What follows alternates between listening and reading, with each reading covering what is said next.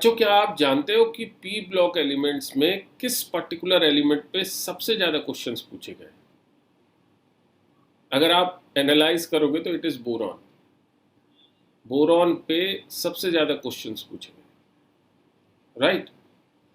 तो अगर हम ये समझने की कोशिश करें ऐसा क्यों, तो ये पर्टिकुलर एलिमेंट ना, इसकी जो पोजीशनिंग है या इसकी जो प्रॉपर्टीज हैं वो बाकियों से अलग है। ठीक है, दैट्स वाई सेकंड पीरियड के एलिमेंट्स नॉर्मली एनोमेलस बिहेवियर दिखाते हैं, अपने ग्रुप के एलिमेंट्स से डिफरेंट बिहेवियर दिखाते हैं। ठीक है, तो बोरॉन एक पर्टिकुलर चैप्टर जो कि 11th क्लास का पी ब्लॉक एलिमेंट्स है उसको बिलोंग करता है, राइट? इस चैप्टर को कैसे ग्रिप करना है, चलिए समझते हैं।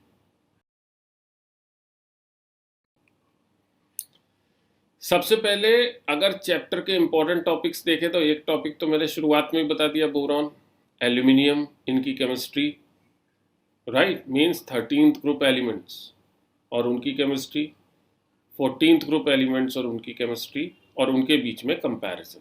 ये तीन मेजर टॉपिक्स वहाँ पे आपको दिखाई देते हैं। जब आप केमिस्ट्री की बात करते हो तो सर्टेनली फिजिकल प्रॉपर्टीज़ हो गई, फिजिकल प्रॉपर्टीज़ में ट्रेंड हो गया, केमिकल प्रॉपर्टीज़ हो गई, केमिकल प्रॉपर्टीज़ में ट्रेंड हो गया, राइट? अब यहाँ पर एक चीज़ और ध्यान रखिए, आप जानते हैं कि पी ब्लॉक एलिमेंट्स जो हैं वो वेरिएबल वैलेंसी दिखाते हैं, वेरिएबल ऑक्सीडेशन स्टेट, ठीक, जो कि इनर्ट पेयर इफेक्ट की वजह से होती है। तो इनर्ट पेयर इफेक्ट का भी आपको आइडिया होना चाहिए। पी ब्लॉक में inert pair effect is one of the important topics, right? चाहे पी ब्लॉक 11th क्लास वाला पढ़े चाहे 12th क्लास वाला, दोनों केसेस में। ठीक है,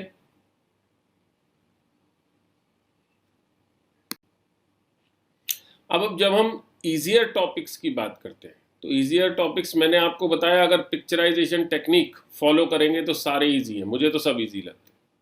बट स्टिल अगर हम बात करें तो जो फिजिकल प्रॉपर्टीज के trends, oxidation state, electronic configuration, ठीक, इलेक्ट्रोनेगेटिव करेक्टर, इलेक्ट्रोपॉजिटिव करेक्टर या इनर्ट पेयर इफेक्ट जैसी चीज़ें, ठीक है, वो कंपैरेटिवली इजी होती हैं। चाहे 13th ग्रुप मेंबर्स की बात कर लीजिए चाहे 14th ग्रुप मेंबर्स की बात कर लीजिए।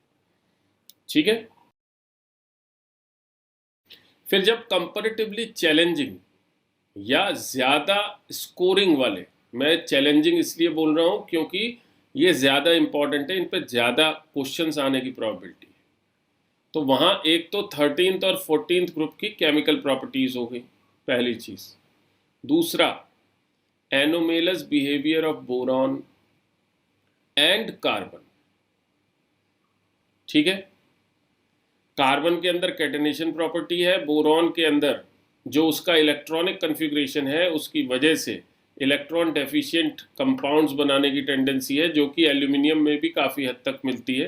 तो एल्यूमिनियम और बोरॉन के जो कंपाउंड्स हैं उनके बीच में ना इंटरनल कंपनसेशंस के फिनोमिना बहुत होते रहते हैं, ब्रिज स्ट्रक्चर बनाना या कुछ है उस तरह की चीज़ें, तो वो ध्यान रखना है, राइट?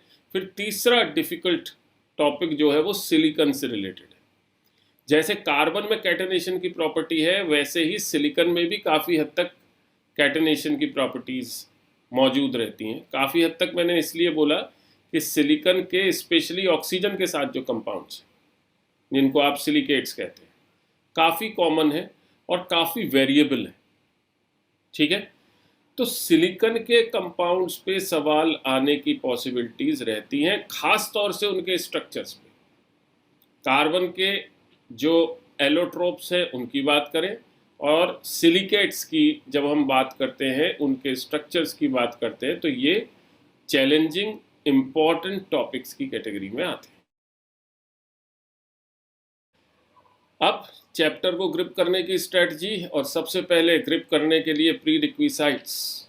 अगर प्री रिक्विसाइट्स की बात करेंगे तो वही periodic classification is the first pre requisite. Periodic classification बेहतरी से तैयार होना चाहिए, टर्म्स की क्लैरिटी होनी चाहिए। Second, chemical bonding, because allotropes आ गए, तो एलोट्रॉप्स जब आ गए तो केमिकल बॉन्डिंग का रोल आ गया, राइट? देन थर्मोडायनेमिकल एस्पेक्ट, जैसे बॉर्न एबर साइकिल वाली चीज़ें जो हैं वो यहाँ भी इम्पॉर्टेंट है, ठीक है ना। और इसके अलावा एटॉमिक स्ट्रक्चर तो अपनी जगह है ही, क्योंकि हर एक जो इनऑर्गेनिक केमिस्ट्री का चैप्टर है जब आप ग्रुप स्टडी करते हैं खास तौर से, तो वो इलेक्ट्रॉनिक कन्फिग्रेशन से शुरू होता है, और इलेक्ट्रॉनिक कन्फिग्रेशन आपको अच्छे से आना चाहिए, एटॉमिक स्ट्रक्चर में आपने पढ़ा है। तो ये prerequisites are the first part of strategy, ठीक है। तो रीसेंट ईयर मींस 2023 में इस पर्टिकुलर चैप्टर से 3 क्वेश्चंस, 2022 में इस पर्टिकुलर चैप्टर से 2 क्वेश्चंस, 2021 में इस पर्टिकुलर चैप्टर से 1 क्वेश्चन, ठीक है।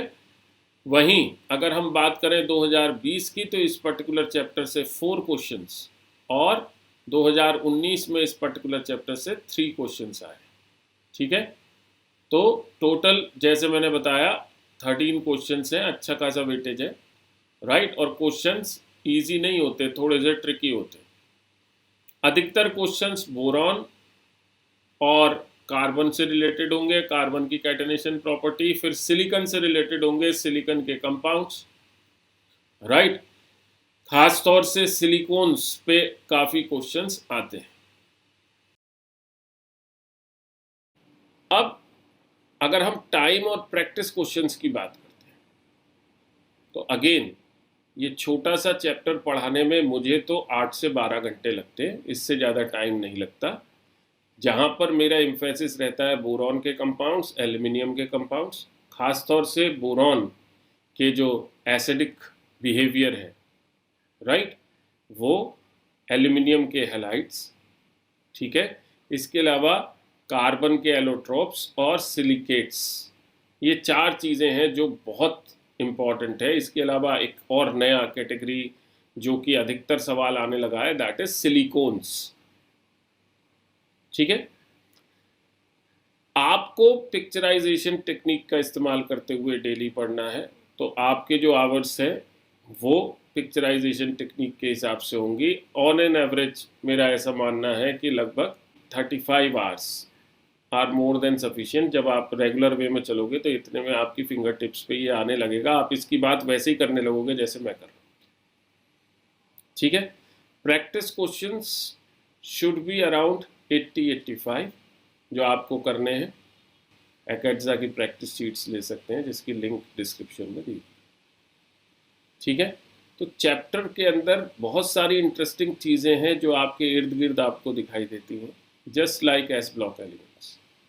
तो इसको भी पढ़ने में आपको मज़ा आएगा अगर आप रीडिंग लेकर के पढ़ेंगे, याद करने का जोर अपने दिमाग में नहीं जाएगा, ठीक है।